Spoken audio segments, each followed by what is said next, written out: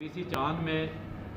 سے ایک چیک 4,20,290 روپے کا ایشو کیا گیا ہے، جو کہ تقریباً لوکل گورنمنٹ کی ملی بھگت سے جعلی چیک ایشو کیا گیا ہے۔ اور وہ چیک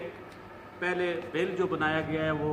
بابر نامی ٹھیکیدار کے نام سے بنایا گیا ہے، وہ بھی جعلی بنایا گیا ہے۔ اور اس کے بعد وہ چیک کسی دوسری فرم کے نام سے، اس کے ٹائٹل پر کسی دوسری فرم کا نام لکھ کے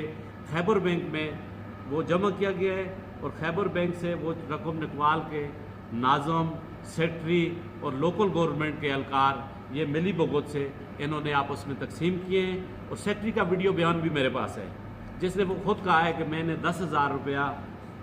مجھے تو صرف 10,000 دیا گیا اور 10,000 کے وہ مجھ سے سائن لیے گئے ناظم اور اپنے انجینئر سے۔ انجینئر نے مجھے بلا کے، میرے وہ افسران تھے، انہوں نے مجھے کہا ہے کہ میں جو اپنا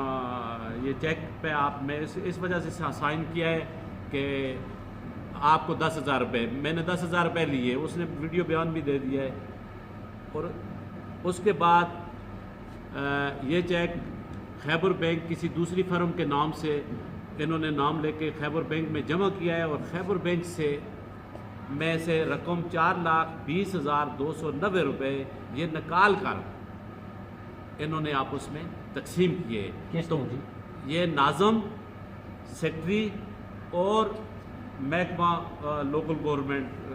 کے ناظم کون ہے؟ ناظم کیا ناظم